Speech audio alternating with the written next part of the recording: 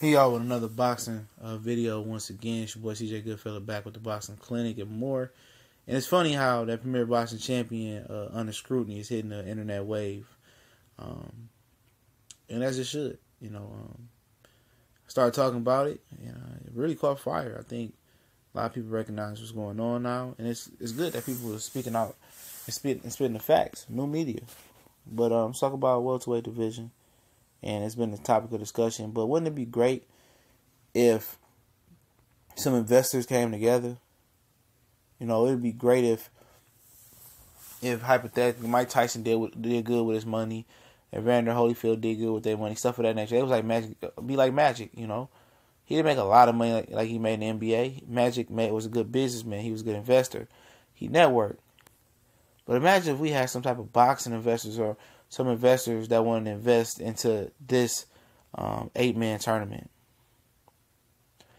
And to be honest, it could be round robin, but I'll explain that in a minute. That's how you would get these guys in the ring. You put a whole bunch of money up. At the end of the day, you win a championship, we give you $30-40 million. But only if you win a championship, you get that. You get the 4 judges, like you got in the World Boxing Super Series tournament. The 3rd judge is to balance out any draw. And it would make sense. The investors put the money up, but the fights are made, and contractually they'd be obligated. They sign their name on the line before the tournament. But, and then the promoters, they can work out. They can do a lottery. Who gets to promote the first fight on their network for the respective fight. And then they can go and do it again and again. And honestly, if they were smart about it, you can pay, YouTube to stream most of the fights or something like that. And try to make this very, very accessible. Have these fights on ESPN, Showtime, Premier Boxing Champions, CBS, Fox, whatever it may be. But you should also stream some of the fights on YouTube as well. But let's throw the idea out. They just go, on fight-by-fight basis, and you see what happened. And for the promoter with the most to lose, throw him a stipend in there. You know what I'm saying? Like Bob, you only got 2 guys in here. Horn, who he controls, and Crawford, who he ultimately promotes. Throw him some incentives in there. Some big investors got into it, and then the grand prize is $30-40 million for the championship fight. I guarantee you these guys will get on there and get training and be serious about this. And I said the round robin thing because these guys ain't going to fight each other anyway. So make them fight more than once. And that definitely sends a message that one loss doesn't define your career. Now, a single elimination tournament, it tells you that. That's what it's sending to the youth. And that's the message that it's sending to all of us. So make it round robin.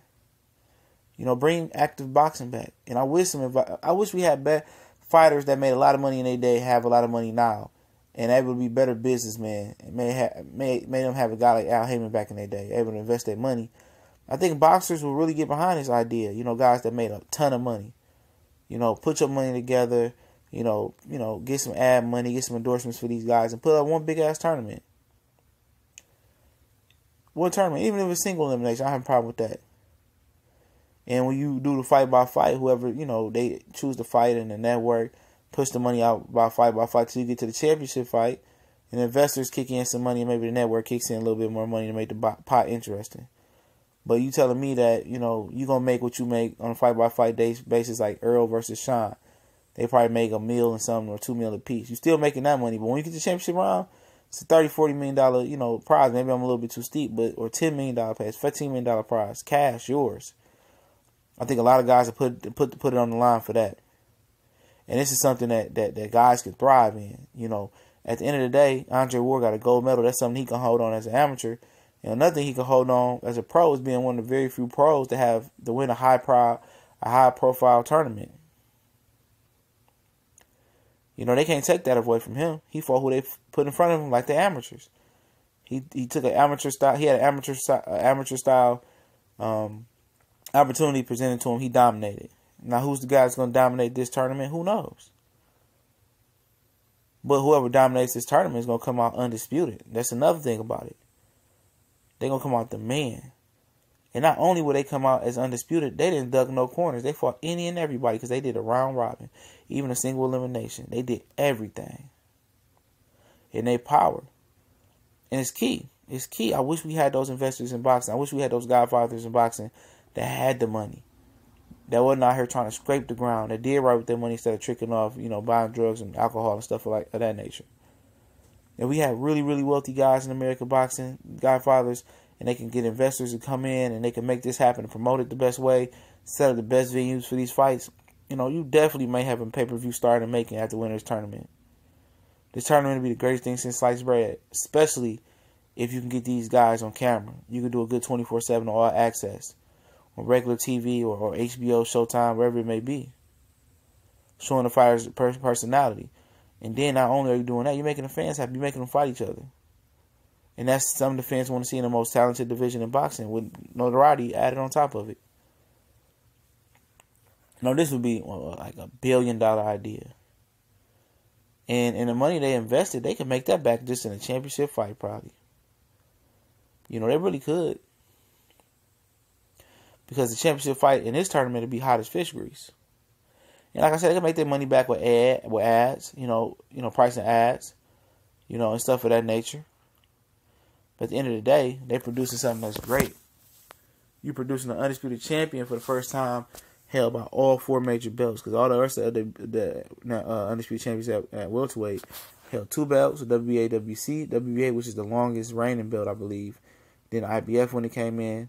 And then nobody ever held the WBO as the undisputed champion at welterweight division. Let me know what y'all think about this idea. I think it's a pretty neat idea. I think it could save boxing. I think it take boxing to new heights. Cut through those clouds, get to the atmosphere, stratosphere.